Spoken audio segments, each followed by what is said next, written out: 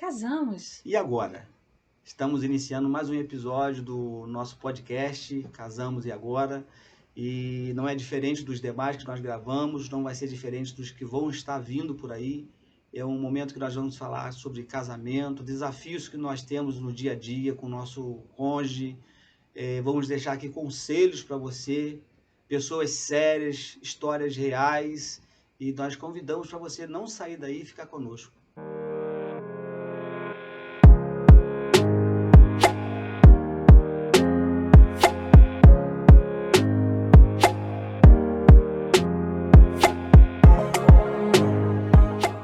Uma alegria imensa para a gente estarmos aqui com o pastor André, com a Viviane. Muito bom tê-los aqui com a gente. Amém. E hoje nós vamos aqui abordar um assunto que para a gente é muito especial e com certeza para muitos que estão nos ouvindo também. Aliás, para todos nós, né? Nós vamos falar um pouco do que eles viveram no relacionamento deles, no casamento deles, mas em especial hoje eles têm um filho. E esse filho é o filho do coração, é um filho adotivo, e eles vão falar com a gente todo esse processo de adoção, como que foi no casamento, como que foi todo esse processo, e também trazendo alguns direcionamentos, alguns aconselhamentos, e a gente está muito feliz, né, com a história de vocês, com tudo que vocês têm aí para passar para a gente. E a gente queria que vocês conversassem um pouquinho, quanto tempo de casado, como é que é isso aí? Eu acho melhor perguntar sobre o tempo de casado para a mulher, né? Porque o homem sempre esquece, né? Até que o meu não esquece não, né? Não esquece. É 30 anos. 30 anos, é 30. Não, ele sabe a Mas, data. pastor André, lembra o dia, pastor André? O dia... O dia, o ano, o mês, tudo dia certinho? 4 de 2004, né, filho? 4 não, dia 14 de 2004. Já errou. Tem um 4 aí, né? Casamos dia 13 no civil e no dia 14 nós No casamos religioso. no religioso. Amém. Isso Que aí? benção. 2004. 20 anos. 20 É. anos de 20 anos. casados. Amém. 20 anos. E de Friburgo, vocês estão quanto tempo em Friburgo? 4 anos, né? 4 filho? anos, né? 4 anos. 4 anos. Chegamos um pouco antes da Antes pandemia. da pandemia. Aham. A gente indo na central, né, na sede, a gente só foi conhecer vocês mesmo no dia que vocês foram apresentados lá oficialmente como Aham. É que a membros, né? pandemia não permitia, gente. Eu acho que nem conta os 4 anos, porque a pandemia fez a gente ficar tão recluso dentro de casa que parece que a nossa vida foi apagada, né? Totalmente. Então, assim, eu acredito que eu tô morando em Nova Friburgo 1 ano e meio, vamos dizer assim, tirando a pandemia. Tirando a pandemia, né? E hoje nós queríamos conversar um pouquinho com vocês sobre adoção, conforme a Miriam falou. É algo assim que a gente tem percebido que isso é algo que acontece em alguns casamentos, né? Da mulher não poder engravidar e isso traz algum transtorno, traz alguns problemas e vocês vieram de um relacionamento que tiveram que adotar uma criança, né? Eu só queria fazer assim, não uma correção. Às vezes não é só a mulher que não pode engravidar. Às vezes Tem um homem também que tem não um pode. homem também, e acontece muito de homens que sabe até que tem alguma situação que impede ele, né, de ter um filho, e em pleno século XXI, ele ainda tem esse temor de falar, de se mostrar, com medo do que vão pensar, porque associa muito isso à masculinidade. Mas existe muito disso? Eu não, assim, agora que eu estou percebendo que a irmã está falando isso, né, irmã Viviane? Mas quando a gente pensa na nossa cabeça, assim, no nosso pensamento, acha que é mais por parte feminino, né? Mas existe muito da parte masculina, então, que a pessoa não pode ter filho? Eu entendo que quando parte do homem, a gente cala mais. A gente se fecha, a gente não fala, entendeu? A gente, deixa pra lá. Já que não estou conseguindo, quando descobre que a doença, que o problema, a dificuldade é masculina, normalmente o homem ele se fecha, entendeu? A mulher não, a mulher ela corre atrás, ela quer ser mãe, entendeu? Então ela busca, faz exames e e outras coisas mais. O homem não, o homem, se não acontecer, não aconteceu. Entendeu? Por isso que às vezes a gente não fica sabendo tanto. É porque ele se esquece. Eu lembro quando assim, a gente estava tentando ter filhos, era um pouquinho tempo de casado, mas ele queria muito o filho. A gente não tinha nem 2 anos de casado ainda. E eu não engravidava. Eu estava sem tomar remédio, eu não engravidava. E ele, não, você tem que engravidar, você tem que engravidar, você tem que engravidar. E eu fui para minha médica. Você lembra disso? Lembro. E isso vagamente dizer uma acontece coisa. muito, muito mesmo, do casal ali, do homem querer ser pai, mas de repente ele não sabe nem se a situação, se o problema vem dele. A cobrança em cima da mulher é muito grande, porque é a mulher que vai gerar, então tem a ideia de que quando vem a infertilidade, só pode ser da mulher. E o homem, ele não procura saber, como o André falou, o homem não procura saber, eu acredito que também por receio de descobrir que, na verdade, o problema está nele. E eu lembro que, você está te cortando, pastor, eu lembro que a médica fez todos os exames, ela falou assim, Miriam, você não tem nada. Aí eu falei, mas meu marido pediu pra ver, porque o problema Aí ela bateu na mesa, eu lembro direitinho que ela bateu na mesa, cadê o seu marido? Eu falei, tá lá fora. Chama. Falou, chama ele. Você lembra disso? Ela deu uma bronca nele. Ela deu uma bronca. Ela comprou a minha briga e falou assim, você acha que o problema é só... E se o problema for seu? Pois é. A gente só sabe na Bíblia, por exemplo, que o problema realmente era das mulheres, porque a Bíblia relata, né, ou porque Deus, naquele momento, permitiu que aquela mulher ficasse infértil, né, cerrou a madre, ou porque naquele tempo era permitido que os homens se casassem com outras mulheres. Então, aquelas mulheres tinham filhos. Então, a gente pode se entender o quê? Que o problema realmente era das mulheres. Mas, com o avanço do tempo, a gente sabe que existem muitos homens que não vão ao médico e nem imaginam que o problema é dele. Por isso que a orientação, uma orientação pré-nupcial é muito importante. E nós fizemos esse curso. Nós fizemos um curso foi até na sede, na época. E teve orientações, teve aula de economia, teve aula de sexologia, teve aula de um psicólogo. Então, várias coisas foram abordadas. E uma das coisas que foi abordada, que a gente até falou, eu falei, eu vou fazer, era como é que é? O exame pré-nupcial. Aí eu fiz aquela bateria e tal. A maioria não faz. Nem sabia o que é isso. Então, uma orientação, um curso de noivo nas igrejas é muito importante. Porque o que acontece? Ou você, ali naquele curso, o curso é dado, é tão importante como aquele curso é elaborado, que ele decide se realmente você quer casar ou não quer casar, se aquela pessoa vai fazer parte ou não. Eles fazem para você realmente a tua ficha cair, para sair a emoção e a razão entrar, e você saber realmente se você está casando por emoção, ou se você não está querendo casar, está sendo forçado a casar, ou uma coisa assim. E nesse ponto do exame foi muito importante, porque para mim eu fiz a bateria de exame e descobri que não tinha nada. E a gente, assim, até mesmo no curso Avance Casais, a gente fez questão de colocar isso, até pelo que a gente passou. Porque, geralmente, quando vai se casar, não se passa por esse tipo de exame. Então, a gente está aí com os irmãos fazendo o curso de noivos e a gente até orientou que eles coloquem isso. Para eles colocarem no curso também esse currículo aí. Eu, diferente do André, eu já sabia mais ou menos que eu teria dificuldades para engravidar, porque eu já tinha sido diagnosticada com endometriose, né? Qual foi o motivo de vocês adotarem como é que é o nome do garoto? Miguel. Ele tá com 14 anos. Tá 14 anos, né? O que levou vocês a adotarem? Então, foi justamente por conta disso, né? Que a gente... nós casamos e foi surgindo uma maior dificuldade realmente para eu engravidar. Mas como eu falei, eu já sabia que teria essa dificuldade porque um dos sintomas da endometriose é justamente a infertilidade.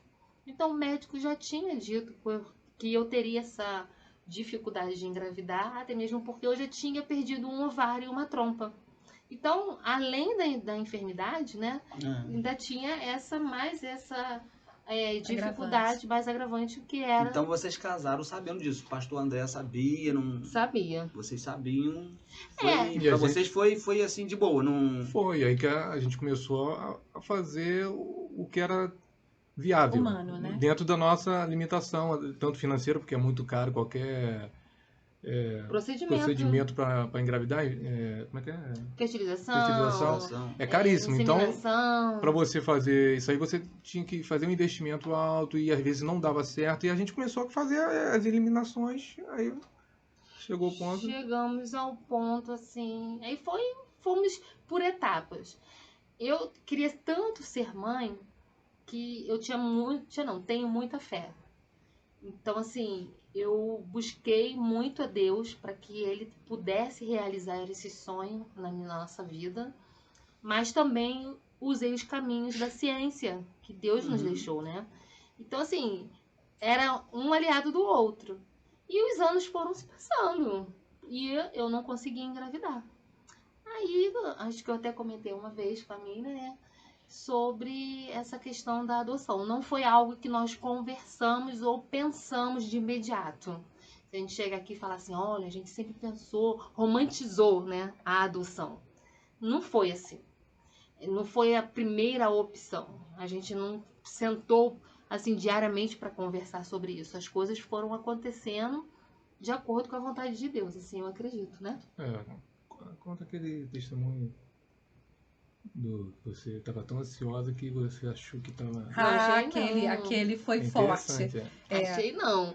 Os exames, o médico teve lá a avaliação dele e diagnosticou uma coisa que não era. A pressão era Mas mexeu com tudo com a gente, né? A pressão era tão grande para eu ter filhos que até mesmo na igreja, e isso eu acho importante a gente falar, as pessoas associavam a falta de filhos, de fertilidade, a algum tipo de pecado. Maldição. Porque chegou um tempo que eu fui dirigir o círculo de oração, era muito nova, e a antiga dirigente, ela ficou um pouco ciumada com aquilo. E ela, na reunião, ela falou assim, onde já se viu uma pessoa que não tem filhos, ou seja, amaldiçoada, dirigir círculo de oração? Então, associavam tudo isso ao pecado. É por ignorância mesmo. Por ignorância, né? E aí, eu ficava muito ansiosa, mas também por causa da cobrança da sociedade. Porque a sociedade, ela cobra. A sociedade que eu digo é a sociedade, às vezes, da família. A sociedade do seu círculo ali de amizade. A sociedade de parente, de sogra, de sogro.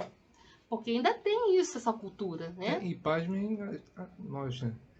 Que até dentro da casa de Deus tem muito isso. Não existe. Casais que você percebe que ficam ali ansiosos, tu percebe na fisionomia do casal e situações, mas eles não têm coragem de abrir para ninguém porque sabe que tem um montão de preconceituosos dentro da casa de Deus que ao invés de abraçar e de cuidar, de orientar, tamo junto, vamos caminhar junto, que vai apontar, entendeu? Não vai ter uma palavra amiga. E as pessoas, infelizmente, elas partem para esse lado. Apontando e as pessoas, tu percebe que as pessoas às vezes se isolam, se fecham porque sabe que não vai encontrar. Sofrem, né? Sofrem. É um trauma a mais. Sim. Sofrem. Então, assim, para vocês, entre vocês dois, no relacionamento de vocês tiraram de letra, né? Essa questão. Não teve problema. Não é assim, né? Num relacionamento entre vocês dois. A questão de não ter filhos? De não ter filhos, Não, no caso de adotar uma criança. Eu não me lembro da gente ter, assim, nenhum tipo de conflito por eu não poder engravidar. É uma questão mais pessoal, né, Viviane? A gente que se cobra mais, né? A gente que se cobra mais, como Ana se cobrava, porque ela tinha um amor, mas ela queria dar amor para um filho. Então, ela não aceitava aquela situação de forma alguma. Então, assim, a mulher, ela já nasce com instinto maternal. Hoje, estão querendo roubar, né? O inimigo, a gente sabe que o inimigo está por trás disso, mas a gente também tem que trazer também para as coisas para o mundo natural. E a gente sabe que existe aí uma força muito grande para que as meninas venham ficar desinteressadas em se tornar mães. Ontem mesmo passou no jornal uma pesquisa de que a sociedade tem decrescido, ou seja, ela não tem crescido como se pensava antes. Justamente um dos motivos é porque não se tem mais filhos como antes, porque falam que os filhos dão trabalho, enfim, uma série de coisas. Então, assim, a gente não teve esse problema de eu não ter filhos e criar algum conflito. Pastor, geralmente as pessoas dizem que você só tem... vocês precisam se tornar uma família.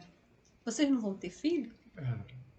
Essa pergunta, para quem não tem filho e já está casado, passa 1 ano, 2 anos, 3 anos depois disso aí, eu acho que é um assédio velado, vamos dizer assim, que o casal vai sofrendo, porque a pessoa às vezes pergunta, às vezes é de maldade, entendeu? Faz essa pergunta de maldade, porque não pergunta com interesse. O que está acontecendo? Entendeu? Como se fosse um amigo, mas pergunta mesmo para afrontar, para de repente apontar o dedo, para a pessoa ficar constrangida. E infelizmente isso não é bom para o casal, nem para a pessoa. Eu me lembro que nessa fase da gente já tinha casado, algumas irmãs na igreja que ela tinha alguns talentos, e aí o pastor sempre dava oportunidades, abria oportunidades para ela, e algumas irmãs de maldade perseguiam nessa área. Sabia que o ponto fraco. ponto calcanhar de dela, né? Aquiles era As aí, meninas, entendeu? Como se elas fosse a são peninha, reais. entendeu? Aí ia lá na alfinetada na ferida, entendeu? E isso eu percebia, porque ela vai para casa e a gente vai cuidar, Sente, entendeu? né? Agora, a questão que o pastor perguntou sobre se isso causou algum problema ou então resolveu algum problema, como nós falamos anteriormente de começar, eu entendo que a adoção, ou ter um filho natural, ou ter um filho do coração, não é um remédio para curar casamento. Entendeu? Exatamente. Curar casamento é o casal que tem que se curar. Porque, infelizmente, o que acontece, eu estava vendo uma pesquisa, o que acontece é algumas pessoas, estamos em crise, vamos adotar. Entendeu? Não posso ter filho, mas eu estou em crise, estou em depressão, não vai curar a depressão, você vai prejudicar a criança que vai chegar. Até Ou mesmo também, porque a chegada de um filho demanda cuidado emocional, Tem que ter. físico, financeiro, uma série de coisas. Isso também não é só na adoção também, até mesmo na questão do filho biológico, né? O casal tá lá em conflito, em crise. Vamos ter filho. Vamos ter filho para a gente filhos. resolver o nosso Não é problema. cura, Não vai resolver o Tem problema. que se sarar primeiro. Não Precisa vai. sarar o casamento primeiro Sarar para o casamento. depois pensar em ter Uma criança, uma né? criança, Uma criança. seja ela biológica ou seja ela adotada. Coração. Primeiro é cuidar do seu casamento, cuidar do seu relacionamento. E conjugal. cuidar de si. Cuidar de si.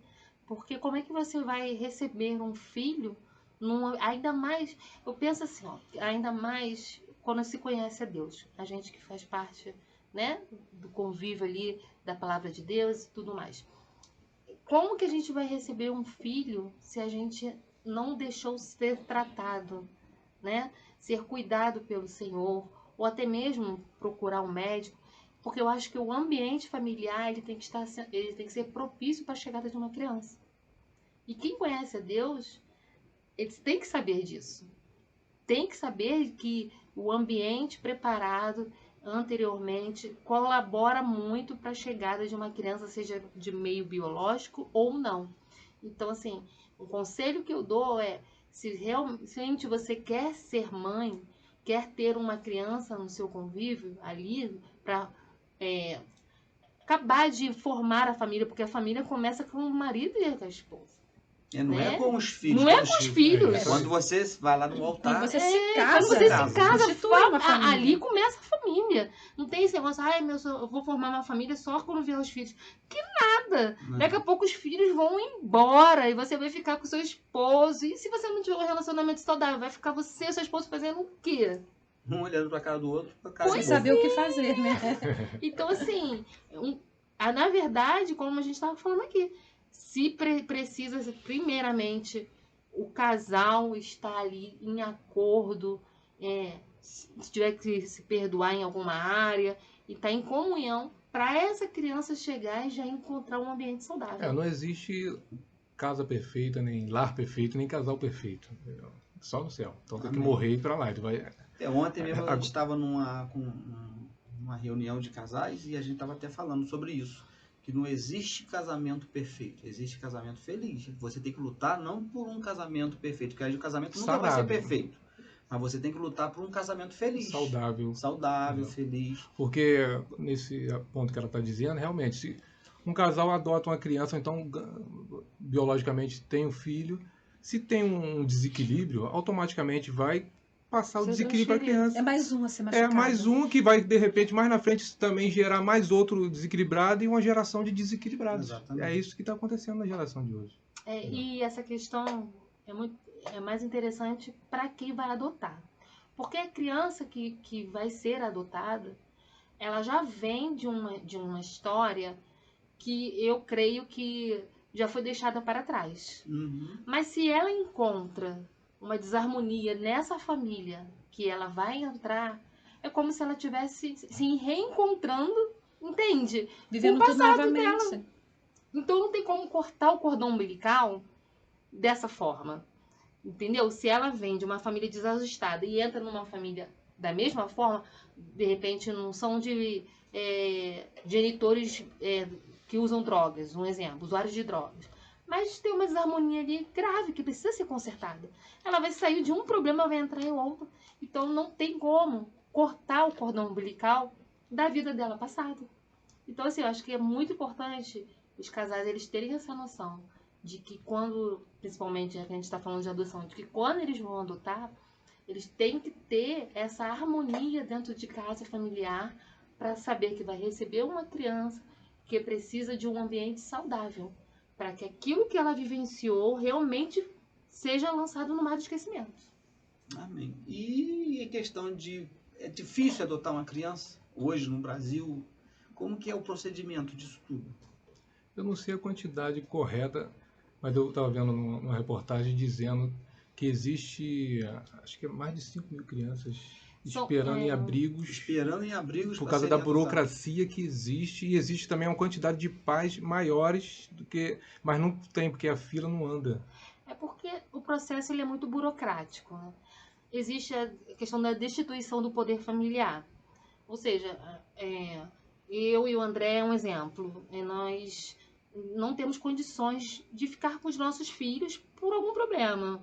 A gente falou aqui de um problema típico, somos usuários de drogas.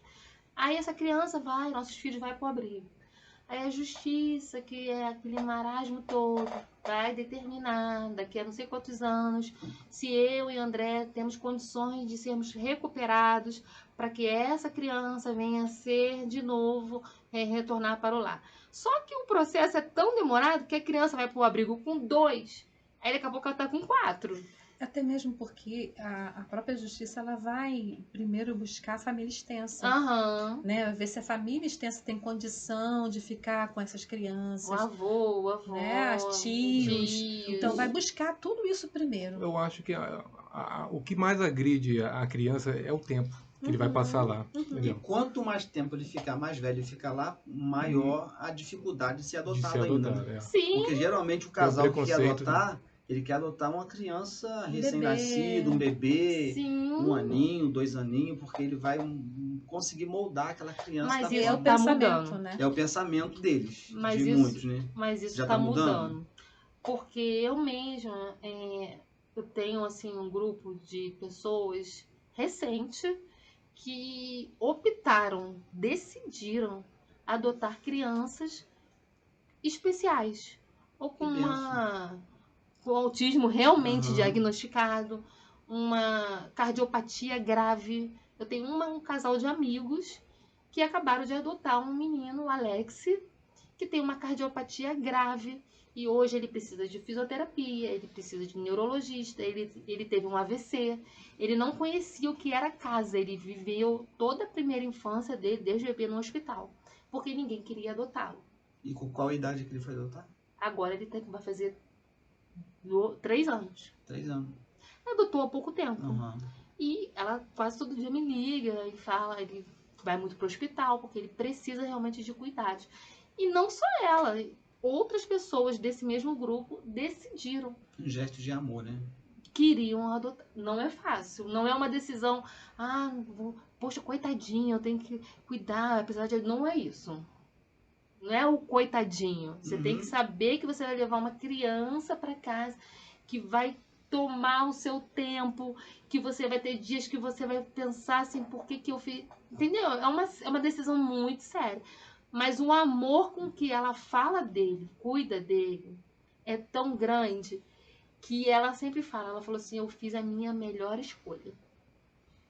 Glória a Deus. Que A benção. adoção é interessante que você percebe que é um ato celestial, né?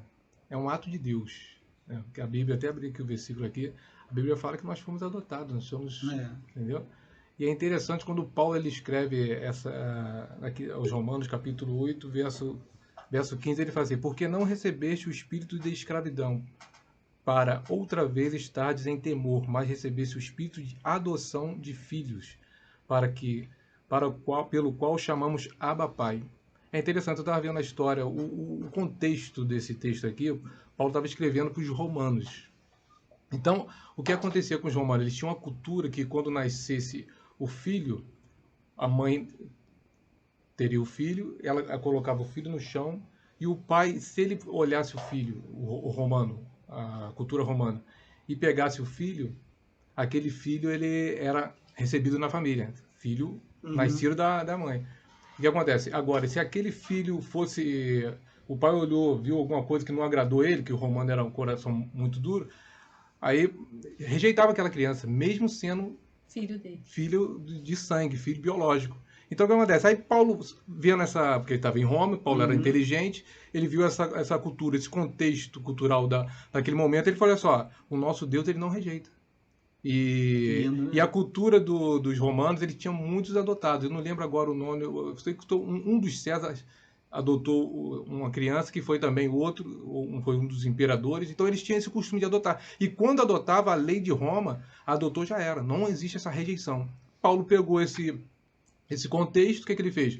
Mandou essa letra dizendo aqui, vocês não recebeste o espírito de escravidão, mas de adoção de filhos. Tremendo É o isso, que né? acontecia lá em Roma. Então o que acontece? Adotou uma vez, já era. Não existe ex-filho adotado. Adotou, nós passamos por esse processo. Bateu o martelo, é filho, acabou. Não tem como rejeitar. Não E o tem, pai mas- biológico romano, ele rejeitava. Podia rejeitar o filho, mas o pai adotivo, Adotivo, não podia rejeitar. E aí que Paulo usa a inteligência celestial Amém. e vai e diz essa palavra pra linda. gente, que nós somos adotados. Todos somos. Eu tenho até uma camisa, né? Escrito assim, somos todos adotados. E realmente somos. Um privilégio. E essa mãe, eu até trouxe aqui, né? Que eu falei que adotou esse. Ela até escreveu esse livro o aqui, Somos Todos Adotados. Mostra pra lá. Somos Todos Adotados. Tereza Costa, que adotou o Você que Alex. fez o prefácio. Aí ela me convidou na época porque ela participava do Somos Todas Anas, que é um projeto que a gente tem, um ministério que a gente tem para mulheres que não podem engravidar, porque a gente crê que Deus pode fazer uma mulher Sim. infértil se tornar alegre mãe de filhos. Isso aí a gente é incontestável, a gente crê nisso. A Bíblia fala de várias dela. Várias. Mas a gente também crê que a multiforme graça de Deus de trabalhar na vida do casal e de uma criança é de uma variedade enorme. E ela participava do Somos Todas Anas e em todos os encontros que a gente fazia. Por fim, ela veio conversar com a gente, tá, aquela coisa toda. E aí ela resolveu adotar.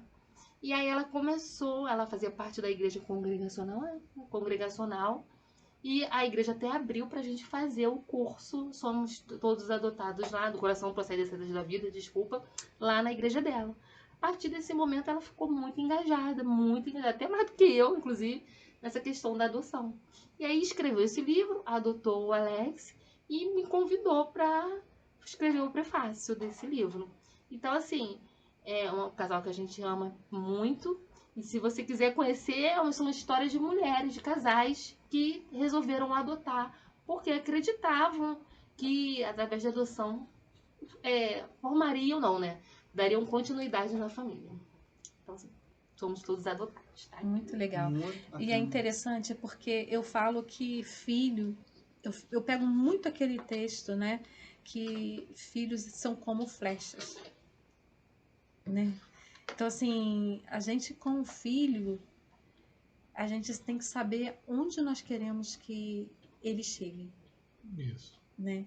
Então, quando você adota uma criança, não tem como, pra mim, tá? Nós temos 2 filhos. O Rob sempre falou de adotar um filho, a gente nunca decidiu isso, né? É o que O eu tempo falo com passou, ela. a gente não decidiu. Porque na minha vontade, quando a gente se casou, eu sempre falei com a Miri que a nossa vontade era sempre ter 3 filhos. Aham. A minha vontade era ter 3 filhos. Nós tivemos 3 filhos, né? Uhum. Nós tivemos 3 filhos e a Miri chegou a perder. E assim, sempre veio do coração de adotar uma criança. Eu acho que é o maior gesto de amor para você adotar uma criança. E assim, um conselho que eu dou, principalmente para mulheres que têm resistência, para casais que têm resistência, de imediato é muito difícil realmente você aceitar a ideia de que você não pode gerar um filho. Não é uma coisa fácil. Se eu não gerar um filho, tudo bem. Não tá tudo bem, né? É um processo muito, às vezes, lento, que você vai, sabe, vai demandar uma série de coisas, de situações. Mas começar a visitar um abrigo. Eu fiz isso. Eu comecei a visitar um abrigo e eu lembro que tinha uma menina, até que ela faleceu, que ela fazia o aniversário dela todos os anos nesses abrigos da Carlinha. E eu fui numa dessas aniversários e quando eu vi aquelas crianças, aqueles bebês, sabe, com tanta necessidade, com uma carência de afeto, de amor, e eu cheia de amor para dar. Então você vai começando a fazer a junção dessas coisas. Pô, ali tem um dependente de carinho, de amor, que eu tô transbordando pra dar. Exatamente. Então, assim, de repente, para quem tem resistência que tá nos ouvindo, o melhor caminho é começar a frequentar, a visitar, a pegar essa criança no colo, a receber esse afeto, a, de repente, escutar. Você vai me levar para sua casa? Você tá entendendo? E isso vai, de alguma forma, amolecendo aquele coração. E vai trazendo esse universo da adoção para sua vida. Você já vai para sua casa pensando, puxa, aquela criança, sabe? Aí seu coração já vai sendo quebrantado.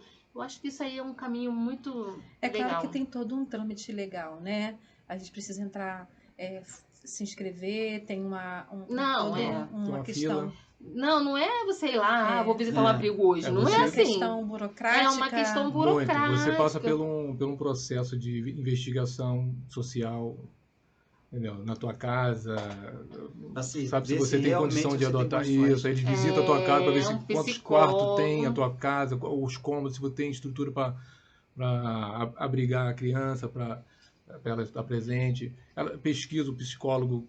Você tem uma conversa com o psicólogo separado, os 2 separados, até sair o diploma de adoção.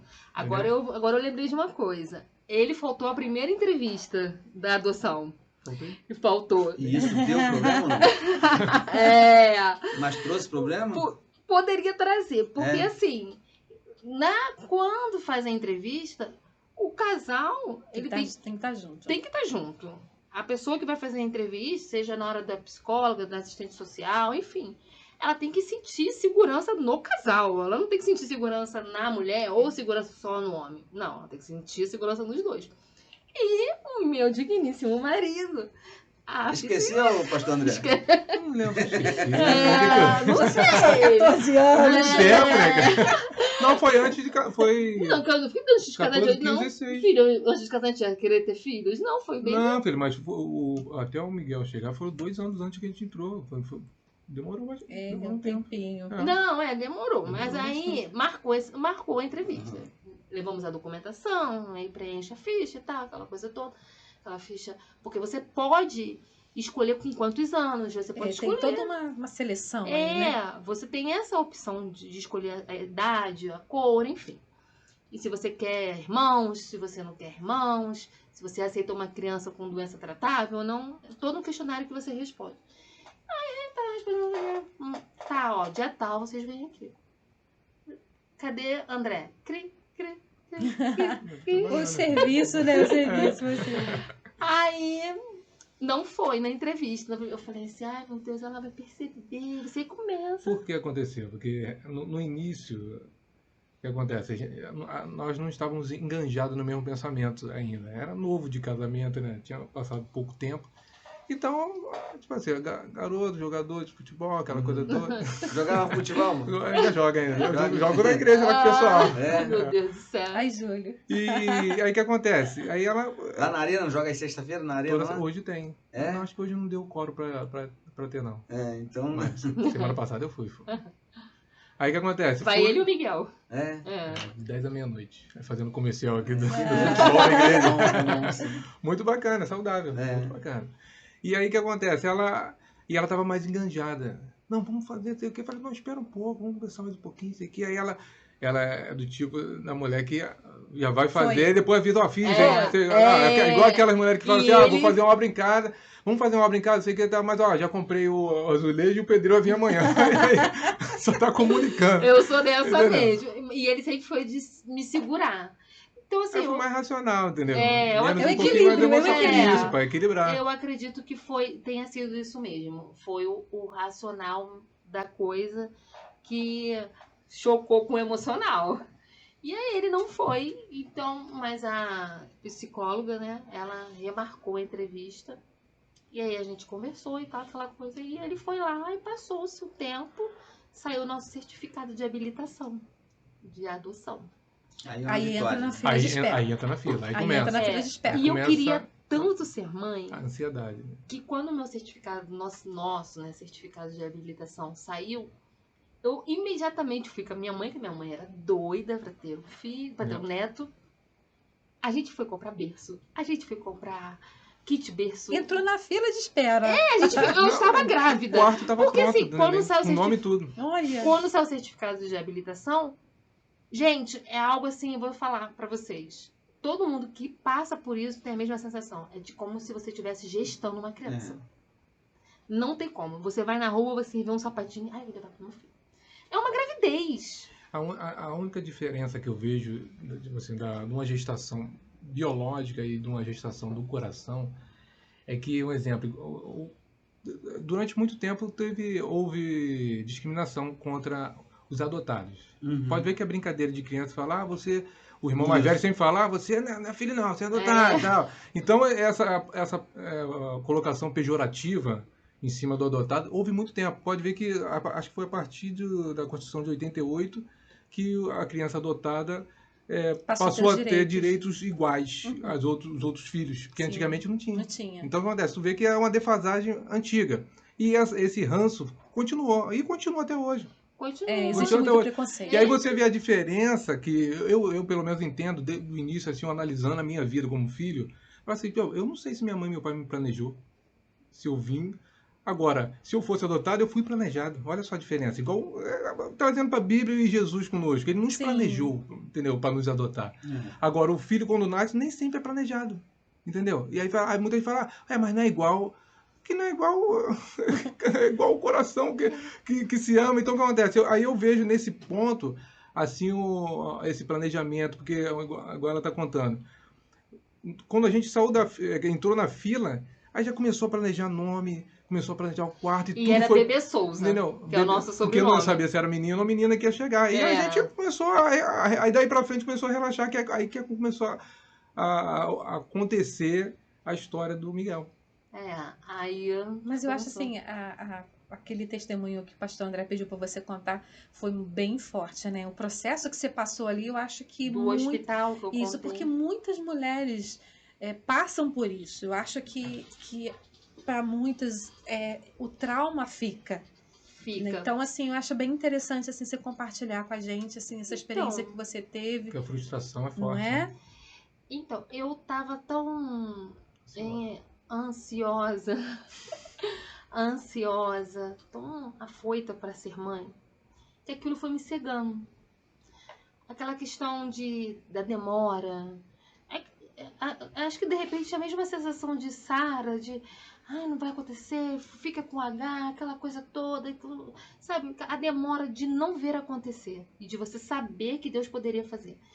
E aí você eu, né, no caso, fui deixando as questões com Deus de lado e fui querendo resolver por mim mesmo. Eu ia para médico, eu ia em outro médico, eu ia para fazer campanha. Gente, era uma loucura, era uma loucura total. E aí um dia eu senti muitas dores, fui pro hospital. E como eu tinha endometriose, o hospital já até me conhecia e tal, que quem tem endometriose sabe que a dor é terrível. Então, eu tinha que ir pro hospital. Aí cheguei lá, fui fazer uma ultrassonografia e tal, vamos ver aqui, vendo como é que tá, tal. Aí ele fazendo ultrassonografia, aí ele falou assim, nossa, seu marido você tá sozinho? Eu falei, não, meu marido tá lá fora. Ele falou assim, aí pediu pra enfermeira chamar. Chama o marido dela lá. Aí chamou. Aí ele falou assim, cara, olha aqui, ali naquela televisãozinha ali. Aí o André olhou, né, aquela coisa toda. Você tá vendo aquele pontinho ali? Aquilo ali é teu filho. Mais ou menos assim, né? Aquilo ali é teu filho. Na hora, foi assim. Ele ainda falou assim, quando nascer, médico, né, ele bebia cerveja, falou, quando nascer, você tem que trazer uma cerveja aqui pra gente comemorar, e que não sei o que, do neném e tal. Aí liguei pro meu médico, que até faleceu, né, de Covid, do Dr. Cláudio Cris. Falei, doutor Cláudio, o senhor não sabe, tô grávida, fui ligando pra um, fui ligando pra outro. Não, e a comoção dentro da sala. Não, e a comoção dentro do hospital, da sala do hospital, foi tão grande que todo mundo conhecia a minha história. Aí o André chorou, e a enfermeira, foi aquela coisa toda. Aquele ambiente mesmo de uma aparente vitória. De expectativa. E aí eu estava tendo um pouco de sangramento e aí o doutor Cláudio falou assim, Viviane, faz o seguinte, você toma esses anticoagulantes, toma esses remédios aqui, não sobe escada, não pega peso, eu já tinha o Miguel, não pega peso, não faz nada, fica deitada. O nosso quarto era no 2º andar, fui para casa, comprei todos os remédios que ele mandou, e aí André descendo tudo, desce colchão, desce travesseiro, desce tudo, e todo mundo indo lá em casa, o pessoal da igreja, minha família, e aquela felicidade e tal. E eu falando, doutor Cláudio, eu tô tendo sangramento. Ele dobra a dosagem do remédio. Não tinha visto, dobra a dosagem do remédio, que não sei o que, fica de repouso. E eu vivendo como grávida. Um dia eu tive um sangramento muito forte. Aí ele falou, eu liguei, doutor Cláudio, tá muito forte, ele vai pra maternidade. Fui pra maternidade. Quando cheguei lá, me levaram logo pra sala, eu veio o médico, obstetra, aquela coisa toda, e faz exame daqui, faz exame de lá, não sei o que, ele segura na minha mão. Aí, quando ele segurou na minha mão, eu já sabia, parece que a questão do emocional saiu e a razão entrou. Quando ele segurou na minha mão, eu senti do que ele ia falar. Ele falou assim, eu não sei quem falou que você estava grávida, mas você nunca esteve grávida. Meu Deus. E os remédios que você tomou para não sangrar se tornaram em 7 cistos hemorrágicos. Você vai ter que sair daqui e ir para o hospital ficar internada. Então, assim, eu acho importante você falar sobre isso, porque quando a gente sai da dependência de Deus, porque a gente deseja tanto algo e acha que vai conseguir pela sua própria força, Deus só fica olhando, fala assim, ó, você optou por não ficar na minha dependência, então vai lá. Eu acredito que nessa hora, o inimigo que fica ao nosso derredor e ele observa o cenário. Já que você não está mais debaixo da vontade de Deus, então ele entra e proporciona essa situação. Quando o médico falou isso pra mim, eu liguei pra minha mãe. E eu falei, mãe, aconteceu isso. E eu fiz ela jurar de que ela não iria contar isso pra mais ninguém. De que eu estava supostamente grávida, porque começou a entrar um peso de culpa, de vergonha, daquelas pessoas que tinham ido na minha casa. E eu comecei a me ficar recusa, porque eu falei, o que eu vou falar agora? Aí começaram a falar que era o bebê de Rosemary. Sabe aquele bebê, aquele filme, aquela coisa toda? Então, assim, pra você ver de que como isso é sério, de que como tem mulheres que agora, nesse exato momento, eu sei porque eu falo muito, recebo muitas mensagens, de que como mulheres que não conseguem engravidar nesse exato momento, elas estão numa dificuldade, numa emoção, assim, tão doente, com as emoções tão doentes, de que muitas pessoas não têm noção de como isso afeta seriamente. E não afeta só ela, afeta todo o contexto do casamento. Qual o papel do marido nisso aí, pastor? Eu entendo que o papel do marido é fazer o papel de uma carne. Porque sentir, também, sentir também a mesma foi coisa. afetado. Isso aí. A empatia, a compaixão, se colocar, entendeu? Porque é uma só carne. Entendeu? A questão dela foi, ela sentiu aquilo tudo, porém eu tava na luta também com ela, tava na expectativa também junto, Porque entendeu? a gente chegar em casa, aí subir pro chão. Foi um luto, foi uma espécie de luto. Mas foi um aprendizado de uma maturidade a mais. Isso aí me Porque ajudou. serviu para, logo depois ela começou essa caminhada do projeto e começou a orientar um montão de mulheres que também tinham passado por essas crises, por essas ansiedades, entendeu?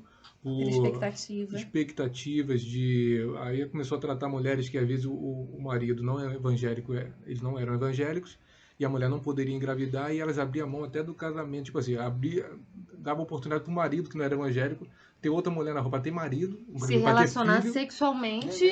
por causa disso. Tu vê a Muito. sensibilidade. Por isso que é importante essa conversa para as pessoas que estão ao redor. Entendeu?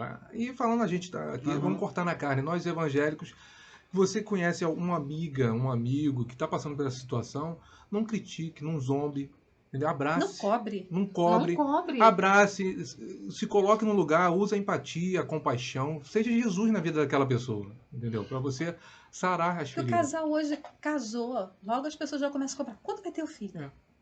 Quando vai ter o filho? Aí já começa. Não vai ter filho, não? Passa um ano, Não vai ter filho, tem não? cobrança. Passa 2 anos, tem cobrança. 3 anos, tem cobrança. E a cobrança vai direto. E a pessoa precisa de um abraço, de uma ajuda, Não é? de um tratamento, né? E assim, a gente estava falando um pouco anteriormente sobre a questão do preconceito. Isso aí é muito real e muito assim atual. O Miguel, por exemplo, ano passado passou por uma situação bem difícil na escola. Por ser adotado. Por ser adotado. Eu sempre falei pra ele que não tinha necessidade dele comentar isso com ninguém. A gente comenta assim, quando vai no médico, alguma coisa assim na escola, alguma coisa assim, ou como a gente tá falando agora aqui pra ajudar outras pessoas, mas que ele não tem necessidade. Mas a gente chegou no meio do ano. E quando ele foi estudar nesse colégio no meio do ano, já tinha a turminha toda formada, né? Então ele tinha o quê? 10 anos. Ele queria algo extraordinário para falar, cheguei chegando. Ele chegou e falou, eu sou adotado. Aí, danou-se, né? Passou-se o tempo, né? Veio a pandemia, ninguém foi pra escola, não sei o que, tal. Quando ele retornou, ele já tava com 13. E aí já adolescente, pré-adolescente, adolescente, aquela coisa toda. E aí os adolescentes já têm aquelas brincadeiras, às vezes, que machucam, né? A gente sabe disso. Então ele participava de uma banda lá da escola e tal, aquela coisa toda, e brigou com um colega da banda, tiraram ele da banda. Aí, só que ele não me falou o motivo, tal, aquela coisa toda. O colégio me chamou, falou que ia botar ele de fora por um tempo, aquela coisa toda. Eu concordei, que ele brigava, tinha brigado com o coleguinha, aquela coisa toda. Resumindo, eu um dia tava andando na rua e uma mãe me chamou. E falou assim, você e Miguel não tá na banda mais, isso aqui. Ele gosta muito de música, musical, aquela coisa. Pois é, aconteceu uma coisa chata e tal, mas tá certo de ser corrigido, tu não pode brigar, não sei o que. Mas você não sabe o que acontece com seu filho na escola. Eu falei, não sei o que acontece. Você sabia que ele é xingado? Eu falei, não, de quê? Aí ela pergunta pra ele. Aí eu falei, Miguel, do que você... Aí cheguei em casa e falei, meu filho, o que aconteceu na escola? Você é xingado de quê? Ele de A e O. Eu falei, A e O? Eu fiquei tentando imaginar. A e O? Eu falei, o que ele? Adotado. Quando ele passava, as crianças ficavam, adotado. Adotado. E ele falou, mãe, eu não tava mais aguentando, que aquilo já vinha desde o começo do ano. E o menino, todo dia, quando eu passava, ele ficava, adotado. E falava, chegava atrás de mim, adotado. E aí ele brigou com esse... Ele brigaram lá, explodiu, né? Ele explodiu. Extravasou. Não conseguiu mais segurar. Não conseguiu. Porque também ele não conseguiu falar pra vocês. Não conseguiu. Se expor Não pras conseguiu. professoras. Eu nem dormi naquele dia. Gente, imagina uma mãe furiosa. Uma leoa, né? Não, imagina, uma mãe furiosa. Eu não dormi naquele dia. Eu ficava imaginando 1000 planos do que eu ia fazer. Vocês não têm noção. Eu sei que eu fui naquele dia pra escola às 6 horas da manhã. Eu tava lá na porta da escola. Aí eu falei, eu quero falar com a direção agora. Aí a direção veio, me atendeu, não sei o que, pediu pra chamar ele. Aí ele falou uma coisa, ele falou assim, aí a direção, por que você não contou pra gente isso aqui e tal. porque se eu contasse, eles falaram que X9 não é as coisas, né? Uhum. Das ameaças, né? Adolescente, De ameaças. É. E eu Não fazem parte da queria. turma. E eles falaram que eu não ia mais ser meus amigos e tal, aquela coisa toda. Aí ele falou, tia, eu não tenho preconceito de ser adotado. Ele me lembra como se fosse hoje, ele em pé aqui, ela aqui, eu sentada aqui. E ele falando, eu não tenho preconceito de ser adotado, mas eu não gosto de que as pessoas fiquem falando isso de mim. Entendeu?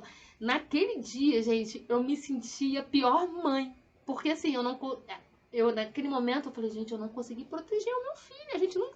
Mas a gente não vai conseguir proteger os filhos sempre, né? Foi importante para ele. Eu acredito que até as coisas ruins que acontecem foi importante. Porque assim, o importante é que ele sempre soube da história de vida dele.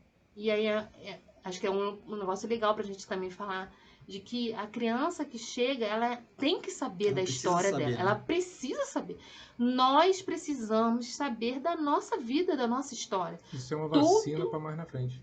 Todo ser humano, ele tem que saber da sua história.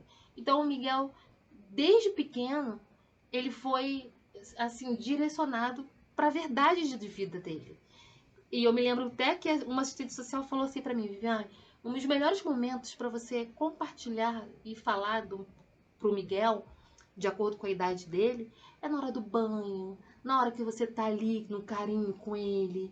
Então foi isso que eu fiz. No afeto, né? Né? No afeto. E aí eu sempre contava a história de Jesus para ele. Sempre contava essa história para ele. Falava, meu filho. Falava sobre o pai de Jesus na terra, que foi José. E eu até separei. Posso ler? Pode. Eu separei aqui que Lucas, lá, né, no capítulo 2, a partir do verso 39, vai dizer assim, que depois de terem cumprido todas as ordenanças conforme a lei do Senhor, voltaram para a cidade de Nazaré, na Galiléia, que era Jesus, Maria e José.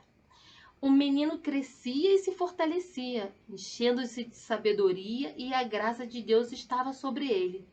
Todos os anos, a Bíblia vai dizer, seus pais iam a Jerusalém para a festa da Páscoa.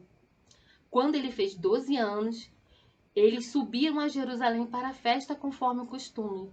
Terminada a festa, ao regressarem, o menino Jesus permaneceu em Jerusalém, sem que seus pais o soubessem.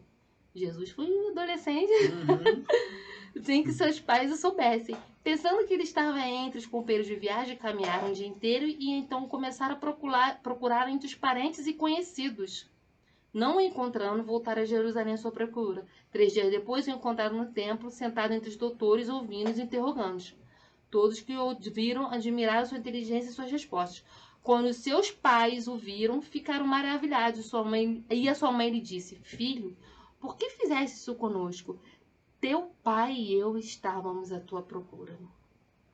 Então, assim, Maria, a Bíblia, ela enfatiza que na terra, enquanto Jesus, adolescente, quem cuidava dele como pai era José. Era José. Jesus é carpinteiro porque José ensinou a profissão.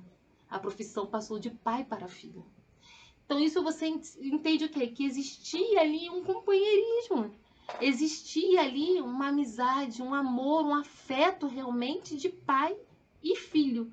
Num tempo que a sociedade era muito mais preconceituosa, porque imagina, José aceitar aquela situação. E hoje tem homens que não aceitam. Mulheres também, que têm um preconceito e acreditam que Deus não aceita a adoção. Muito pelo contrário, Deus poderia escolher diversas formas para Jesus vir a esse mundo, mas ele usou um ventre de uma mulher que ainda era virgem e que depois se casou com José, teve outros filhos e um pai aqui nessa terra que o acolheu e o abraçou. Então, assim, eu acho que o preconceito vai sempre existir, mas é a hora da gente rever alguns conceitos, né? E deixar esse preconceito de lado. Moisés também, né? Moisés Moisés também foi adotado. Eu não tenho como... Eu fico imaginando assim, não tem como não amar como se fosse da barriga. como se fosse gerado. Acho que não tem diferença para vocês. Por osmose, né? A coisa é porque, um exemplo, conosco aconteceu com 2 anos. 2 anos. 2 dias nós pegamos ele no hospital. 2 dias Ele de tinha vida. 2 dias de vida. Porque nasceu, e aí tinha que passar porque aqueles processos do hospital, né? Aí fomos lá buscar ele, 2 dias de vida. Então o que acontece? Recém-nascido, nasceu na. E quando minha mãe viu, minha mãe fez assim, ó. "Ah!" Eu falei, o que foi, mãe? É a sua... Gente, o Miguel não parece comigo? Parece. As minhas amigas lá do Rio, tem uma amiga que falava assim pra mim. Ela falava assim, você não vale nada, falando assim pra mim. Eu falei, por quê, né? Você não sentiu dor de parto? Você não ficou com a barriga assim? Você foi falando, né? As coisas da gravidez. E minha filha não tem nada a ver comigo, nem se parece. Agora o Miguel é a tua cara. E você é adotado e a sua cara. E ele todas as características, assim, tudo ele se parece mais assim comigo mesmo. Acho que é porque fica mais com a mãe, né? Você acaba pegando as características. Mas fisicamente ele sempre foi muito parecido. Mas é bem seu amigo, né, pastor? Parceiro. Parceiro, né? É só pra ir jogar bola com o irmão à noite, é sexta-feira, tem que ser parceiro. Agora, pastor André, é interessante, até esse texto aqui que Viviane colocou, que é algo que a gente, até interessante de colocar aqui, porque existe uma outra questão de adoção que às vezes a gente não toca no assunto. A gente sempre fala isso com os casais, que é no segundo relacionamento. Interessante. Né? Que o que a gente vê muito é os casais rejeitando isso. É que, de fato, é um erro. É uma adoção, né? Não, tô falando, essa rejeição. Ah, sim. Tipo assim, é como nós falamos no início da conversa, que o casal ele não tem que adotar para ser sarados. Eles têm que se sarar para depois adotar. A mesma coisa do casal, que sabe que vai entrar num segundo relacionamento, já passou por aquele processo todo de separação, trauma aqui, trauma lá. Entendeu? Houve cisão dos dois lados. E tem crianças que também sofreram naquele meio todo ali, que agora vai ter que passar por outro processo, então eles têm que se sarar, porque senão vai ter outro choque. Então o que acontece? Não é essa junção do segundo relacionamento, tipo assim, é um pouco assim, um nível maior de tratamento. Porque, por exemplo, não dá para comparar com a adoção de um casal que está ali planejando para ter. Agora, o segundo relacionamento já vem um pacote completo. Tipo assim, você não espera. Então, tu conheceu a pessoa, começa o relacionamento, vamos nos casar, quando é cristão. Vamos acertar, vamos nos casar. Aí casou, quer dizer, antes de casar, tu vai. Como é que é a tua vida? Aí começa a descobrir, e aí descobre que eu tenho 2 filhos. Aí, às vezes você tem a escolha de querer ou não, de querer ou não. Então, tem esse detalhe. Agora, só que o problema é que, ainda sabendo disso, eles escolhem ficar juntos e depois vai ver o prejuízo lá na frente. Então, mas aí o que acontece? Entra o egoísmo. Porque que acontece? Esse casal, quando ele escolhe permanecer juntos, em detrimento das crianças que estão ali no meio, o que acontece? Estão descartando a criança. Então, assim, a gente passa por cima disso. E vamos continuar. Quem sofre é as crianças. Então, é o egoísmo porque da parte. parte. Porque a gente esquece muito isso, né? Essa questão. Existe... Eu sempre falo que você precisa entender que aquela criança ali não tem culpa. Não. Né? Ela não tem culpa. Então, se o casal ele decidiu um novo relacionamento por algumas questões, é necessário, então, pensar e entender que a criança precisa ser amada também ali. A avaliação, eu acho que a avaliação maior tem que ser feita em cima da criança, porque não existe ex-mulher, ex-marido, mas não existe ex-filho. Então, hoje em dia você vê mães e pais descartando a criança, e nós vimos essa questão do Henry, né? aquele vereador que matou, quer dizer, foi julgado que foi ele, né? Que a mãe esquentou a cabeça, sabia que acontecia aquelas agressões, tinha marcas, e ela fazia a vista grossa e para ter uma vida, um status, uma vida boa, passou por cima dessa questão da criança, de priorizar a criança, que não existe ex-filho, por causa de um relacionamento para ficar bem. E a gente tem tudo isso na Bíblia, né? Tem. Nós temos a Bíblia aí... ela é completa. Ela é completa e, assim, eu sempre pedi a direção a Deus quando eu resolvi adotar, porque a gente é muito pressionado na questão do preconceito, como a gente veio falando aqui, né? Que as pessoas associam muito as crianças que estão no abrigo a drogados, a presidiários, a prostituição, tudo que não presta. Tudo que não presta. E acha que essa criança, ela vai se tornar aquilo. Existe esse fardo, né, muito grande. E não é uma verdade. Não é uma verdade. Porque se fosse verdade, um exemplo, eu não nasci no lar evangélico. E eu era a ovelha negra da família, né? O André não, nasceu no lar evangélico. Sempre foi quietinho, né? E se eu tivesse tido filhos biológicos? Será que eles seriam a mesma coisa, fariam a mesma coisa do que eu fiz no passado, quando eu era adolescente, quando eu era mais jovem? Então, assim, a gente tem que pensar muito sobre isso. Porque se fosse assim, eu preferiria não ter filhos. Eu ia falar, Deus me livre, se isso fosse uma regra, eu quero dizer. Se for para ser como eu era no passado, então eu não quero ter filhos. Então a gente tem que pensar muito que uma vida que nasce é uma nova vida. É uma nova vida. E quando ele chega para uma família estruturada, que conhece a Cristo, o nome de Jesus tira tudo. É uma nova história, lança tudo para trás. E é você que vai direcionar essa criança, sabendo que essa criança vai se tornar um jovem que vai ter a opção de escolha. De escolher o caminho que ele vai seguir. Porque a gente direciona, você direciona seus filhos. Mas vai chegar uma hora que ele que vai escolher se ele vai querer vinde bendito de meu pai ou apartai-vos de mim. Então, assim, a opção vai ser dele. Existe esse medo muito grande de que uma coisa que acontece muito também é estar um grupo de crianças. Um grupo de crianças e tal. Todas as crianças fazendo arte. Todas elas. E a mãe que adotou, ela fica com aquele receio. Ai, meu Deus, só meu filho que tá fazendo bagunça. Ai, meu filho. Ai, será que meu filho? Será? Por que as pessoas colocam esse peso? E quem tá de fora também fala, lá, ó, tá vendo? Adotou, tá vendo? Não ia lá, tá fazendo bagunça. Mas o filho dela tá fazendo a mesma coisa. Mas a associação de que aquela criança nasceu de outras pessoas que podem ser, como eu falei, é muito grande. É um peso muito grande. Então, um conselho que eu sempre dou é ore para cortar o cordão umbilical. Totalmente. Cortar o cordão umbilical, quando eu digo, cortar o umbilical da vida passada, dos parentes passados. Não chamar de mãe. Ah, porque é a mãe. Não, genitora. Não chamar de pai. Não, genitor. Pai e a mãe somos nós. As outras pessoas são genitores. E ponto final. Porque quando você... porque a mãe... Você já traz isso, sabe, para dentro da sua casa. Então, existe muito conflito. Existe muitas famílias, muitos casais que acabam até se separando. Porque decidem adotar.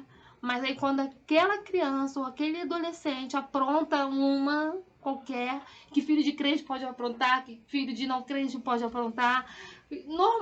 Coisas que acontecem no cotidiano da vida, que pode acontecer em qualquer família. Mas quando o filho é adotado, o casal pode ter que tomar muito cuidado, porque pode falar assim, você que quis. Acusação, né? Acusação. Logo vem a acusação. Logo vem a acusação. E aí pode vir a separação. Mas lembrando sempre que o filho, ele é uma pessoa independente de você. Ele é um ser humano totalmente que vai crescer e vai tomar as suas decisões. Mas eu creio que toda criança que é direcionada por Deus, eu creio assim, em nome de Jesus, não tem um passado que se sobreponha ao nome de Jesus. Amém, glória a Deus. Não tem. Gente, passou muito rápido, a gente teve já que... acabou? Já acabou. Poxa vida! Eu ia até pedir mais uma xícara de água. Eu bebi aqui, ó. Tirou foto eu bebendo aqui. Poxa vida! Mas é Poxa, interessante, gente. assim, só pra gente finalizar, que tem essa questão também da superproteção, né? Ou ela se culpa, ou os pais superprotegem, né? E gosta de também- vitimizar a criança. Né? Tá. Ainda tem E as essa duas questão. coisas são erradas, né? Porque tem que criar normal, como Normal. uma criança normal. Porque Miguel já falou uma vez pra mim assim, acontece, gente, não se surpreenda. Ele era pequenininho, pequeno não, pequenininho, é pequeno. Você não é minha mãe de verdade. Aí eu olhei pra... Tipo, eu já estava me preparada para aquilo, porque você tem que... Qualquer situação, você tem que estar preparada para as coisas que você vai ouvir, para as coisas boas, para as coisas ruins. Você vai casar, você tem que estar preparado para as coisas boas e as coisas ruins. Você vai ter filhos, você tem que estar preparado para as coisas boas e ruins. Né? Para um novo emprego, tem que ter preparado as coisas boas e ruins. Quando ele falou isso, eu falei...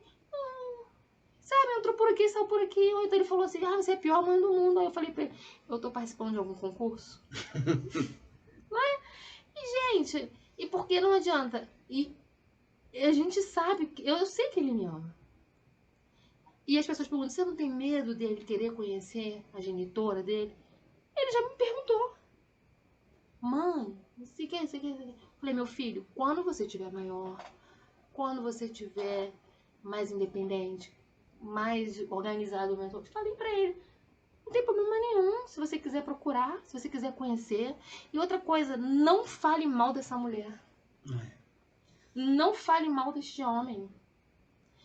Isso é errado quando você fala assim, porque fulana de tal quis te abortar, porque quis te matar, quis ceifar a sua vida. E você tá trazendo traumas pra essa criança desnecessário. Não, você tem que falar, essa mulher... Ela tinha dificuldade, ela podia ter matado até você, mas ela não quis, ela quis guardar a sua vida. Porque tem gente que massacra a mulher, massacra o homem, sabe, pra essa criança ficar com raiva, achando que... E com medo de perder a criança. Isso! Mas tá errado. Tá totalmente errado. É o caminho errado. O caminho não é esse, o caminho é você sempre... Porque Jesus sempre falava em verdade, eu digo, ele falou isso várias vezes. E tem toda uma história por trás, a gente sabe, né? Todo mundo tem os seus sofrimentos, tem a sua história. E a criança, ela precisa eu nunca vitimizei o Miguel. Quando ele passou por esse negócio de bullying lá na escola, no passado, eu vi do carro falando pra ele, eu falei, você tá vendo aí? Como é que é ruim? A gente, às vezes, implicar com alguém, a gente botar defeito, a gente botar apelido. Isso é pra você nunca fazer isso com ninguém. Você não tá sofrendo, então não faça com ninguém. Me falou isso com ele. Não falei assim, meu filho... Chorei pra caramba dentro de casa. Mas eu falava isso, vindo no carro falando pra ele, você tá vendo como é que é ruim? Dando uma de durona. Não faça isso com ninguém, que não sei o que, tal. Pra não vitimizar, porque eles se aproveitam. Isso vai montando a personalidade do camarada, cara. Vai formatando a personalidade dele. Porque, na realidade, o ser humano, ele se protege de quem? Às vezes a gente fala assim, tudo a gente costuma culpar o diabo, né? Mas a gente tem que se proteger do ser humano, cara. Não sei se vocês já viram um videozinho do pai brincando com um garotinho, falando que é do Vasco, aquela coisa toda. Aí daqui a pouco, de repente, ele fala assim, aquele que eu gosto de assistir sempre. Uhum. Aí ele fala assim, mas ele vai pegar a gente. Não sei se vocês viram. Aí ele fala, ele vai pegar a gente. Aí o pai, quem vai pegar você é o lobo mau. Mas ele vai pegar, entendeu?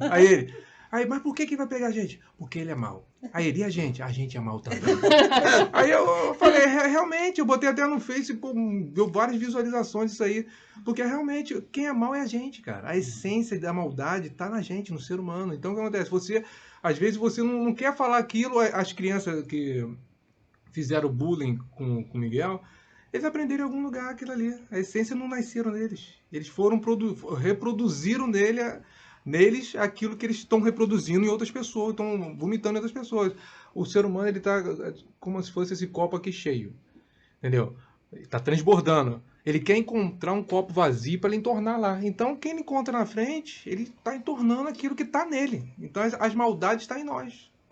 E a gente está botando para fora isso nas outras pessoas. A gente tem que se libertar disso. E nós que somos cristãos, que dizemos que somos cristãos e que temos Cristo em nossas vidas, nós temos que exalar um perfume diferente. A gente está exalando por fedores, não cheiros, né? São os fedores. Então nós temos que mudar. Quem estiver assistindo esse bate-papo aqui, independente que se você estiver fazendo discriminação com adotado ou com a mulher que é solteira, largou o marido e está na igreja, mãe solo, famílias unilaterais que hoje elas estão acima das famílias que são pai, mãe, filhos, entendeu? Pai solteiro, mãe solteira, tudo isso aí, a pessoa veio do mundo, então o papel da igreja não é olhar de lado, falar, ih, não, chegou um acolher. rapaz, ele Acolher, chegou, né? é acolher, abraçar, então nós temos que passar por esse processo de transformação dentro do aquário, né? Pescar dentro do aquário, transformar o peixe e jogar lá de novo, porque Amém. Glória a Deus. precisamos de pessoas que saram, né? Gente, Tema foi muito bom importante. demais pra gente, esse tempo que a gente passou aqui. Eu queria que junto com vocês aí despedissem, dessem aí um conselho para os nossos amigos. O que vocês têm aí para colocar para eles? O que vocês diriam nesse momento final aí do nosso bate-papo?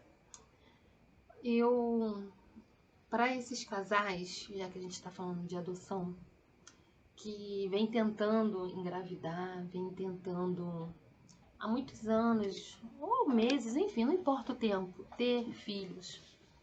E que de repente, por causa de um pré-julgamento, ou porque alguém falou alguma coisa, ou porque realmente tem um preconceito contra a adoção, que não façam nada por emoção, que não façam nada para dar satisfação para a sociedade, mas que eles venham resolver, tomar atitudes somente entre eles, sem a opinião de terceiros, porque a família ela é constituída, como a gente foi falado, primeiramente pelo homem e pela mulher que se casaram.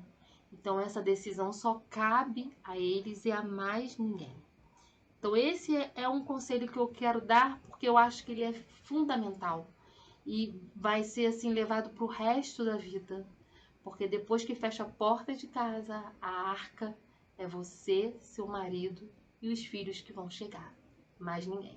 Amém. Pastor. Eu agradeço a oportunidade de ter esse privilégio de participar desse programa bacana. Casamos, e agora? Casamos, e agora? Vamos Agora adotar eu ou não fico vamos com a adotar? vida, Vamos filho. ter filho ou não vamos ter filho? Então, Esse foi o nosso episódio de hoje. isso, então esse bate-papo para mim eu achei muito importante, muito relevante para o momento que nós vivemos, porque, como a Viviane falou, muita gente não quer ter filhos e quem quer não está podendo ter. Então, existe esse caminho da adoção, que é um caminho que eu já citei aqui no início, que é um ato celestial. Entendeu? Foi Jesus nos adotou, Deus nos adotou. Então, quando você adota, você está dando oportunidade a alguém. Entendeu? Muita gente, você vê no noticiário, você entra nas redes, você percebe que muita gente adota um bichinho, um cachorro, e trata, às vezes, melhor do que um ser humano. E você, de repente, para suprir aquele vazio de afeto, faz como a Viviane falou, visita um abrigo. Você vai ver quantas crianças precisando de carinho. Nós fomos uma vez, né, visitar um abrigo.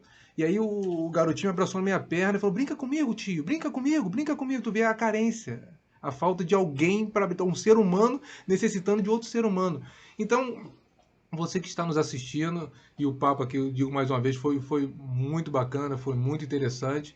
Se você ainda tem essa dúvida, se você fizer isso, o ato da adoção é um ato celestial. Você vai estar sendo um pequeno Jesus na vida de alguém.